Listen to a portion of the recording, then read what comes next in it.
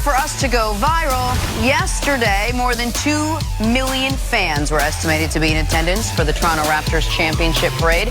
Among them was team ambassador and superfan Drake, who chugged a beer in one of the floats. However, Marc Gasol wouldn't be outdone. He decided to chug a bottle of vino. Oh, yeah, that makes sense. Everyone in rare form. Fellas from Spain enjoying some nice wine. We're putting it down. I didn't know you could chug wine. Look at that. Wow. That's going to give you, it's heartburn. You're going to get some heartburn. Oh, nah, man. He's built for that. Look at that belly on him, too. Good for Marc Gasol. That belly's a sign of success. That's NBA champion. See, Marc Gasol might have snuck his way into the Hall of Fame now. The international credentials count, keep in mind. Now he's a champion, Defensive Player of the Year. NBA basketball Hall of Fame, different than yours. That basketball Hall of Fame is whack. It's not, I shouldn't have called it the NBA Hall of Fame. Basketball Hall of Fame, yeah. There's a bunch of guys sneaking their way into that one. They might have got in there. No, not Pro Football Hall of Fame. You can't sneak off in there. When's the last time you chugged a bottle of wine, Jenna? Chugged a bottle of wine? No. You already. Let's move on to the NBA now. Anthony Davis is due a $4 million trade kicker that he is reportedly unlikely to waive. This is important because the Lakers will need every penny in salary cap if they want to lure another star to Los Angeles. Nick, how much will this impact the Lakers' ability to make another move? Well, it could be the difference between a player. I mean, you're not going to get a high-level player for $4 million. But you could either add a rotational ninth man for $4 million, or the difference between being able to offer a guy $8 million or $12 million. This is significant. And I have not been able to lock down. I've been trying to get the details on how possible it is he waives this trade kicker. I would have thought he would be open to it. The trade kicker is in place to protect a player who doesn't want to be traded, de-incentivize a team from trading him. Like Blake Griffin, he had a trade kicker when he signed that long contract with the Clippers, and he deserved every penny of it because he didn't want to be shipped off. It's a little different when you demand to be traded and then your trade kicker kicks in, but no one will tell me. Guys, I don't ask for much. The folks out there that I reach out to for things like this, tell me if he'll waive this or not so I can tell America. No one will answer my question. He's got to waive it. If you're going to start being serious about your career, you only been in the playoffs 2 times. You're trying to join another superstar. There's certain concessions all those stars have to make. It started when LeBron, when he went to Miami, Dwayne Wade, Chris Bosh, all of them decided we're going to take a little less. Golden State, we have seen those guys take less. Anthony Davis, if you want a better supporting cast, that little $4 million, you're going to make that up, man. Go to LeBron and be like, yo, bro, break me off just a little something, okay? I'll give him the kicker back. But I hope that he starts to understand the more he helps LeBron and the Lakers, the better off that team's going to be. All right, let's move on to Kyrie Irving. For the Celtics, their first order of business will be figuring out Kyrie's plans this summer. According to reports, Kyrie is set to meet with the Celtics brass to discuss his future with the organization. All right, Nick, what do you think Irving's best option is? I think his best option, if they make the money work, is the Lakers, but his last option is the Celtics.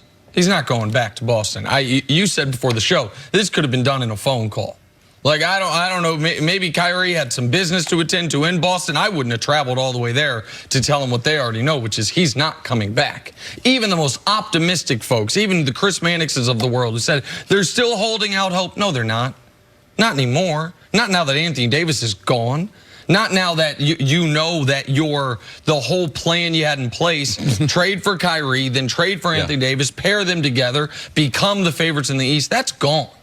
And the folks of Boston, fairly or unfairly, have soured on Kyrie to a bit. Terry Rozier clearly does not want to play with Kyrie any longer. Now, you don't get rid of Kyrie because Terry Rozier doesn't want him, but this is just a courtesy. He's gone from Boston. His obvious options are the Lakers, the Knicks, and the Nets. The Nets are the one that everyone tells me is the most likely. The Nets are the one that all the NBA folks I trust that I've talked to say, listen, man, just like LeBron was 98% going to the Lakers, Kyrie is 90% going to the Nets. That's what I keep being told. It just strikes me as so illogical because the Nets are, other than the fact they're in a cooler city, the Celtics. They're in the same position that Boston was in last year, and that didn't work. Now, maybe Kyrie blames the coach. Maybe Kyrie blames immature players. Maybe Kyrie blames himself for a lack of leadership early on, and he'll learn from it. Maybe any of those things change, and he's like, same situation, different results.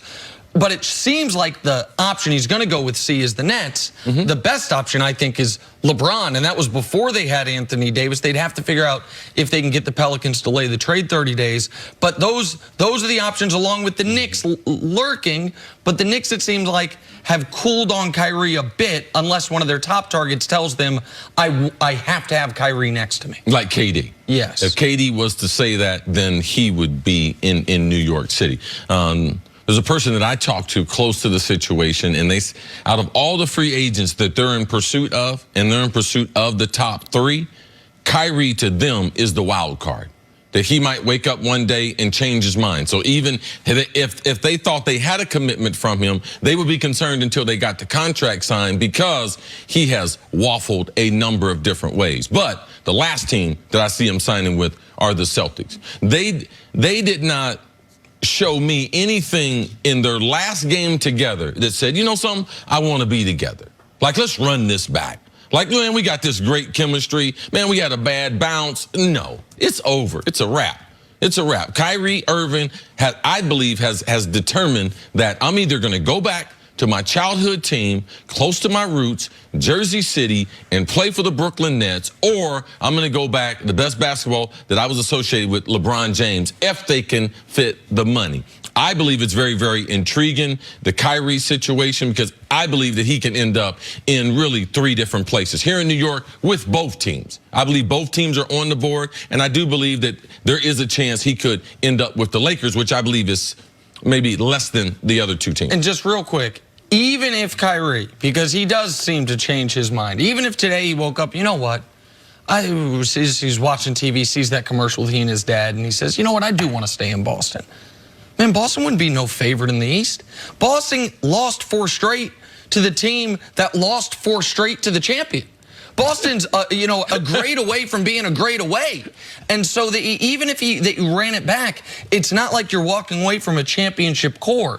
You walked away from the potential of a championship core by not staying committed to Boston, which I don't begrudge him, having them then trade for Anthony Davis. That could have been a championship core.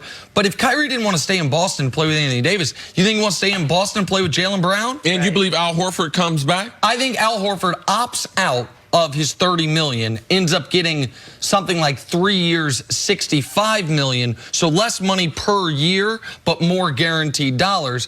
I think Boston is the same team they were last year. They're going to have 3 mid-first round picks, no Kyrie Irving, and Terry Rozier might walk, and maybe Marcus Morris as well. But Hayward will be there, Horford will be there, Brown and Tatum will be there, Marcus Smart will be there, Brad Stevens will be there, and they'll win 47 games, and we'll hear how talented they are, and they'll get knocked out in the second round. And all signs point to Kyrie not being there.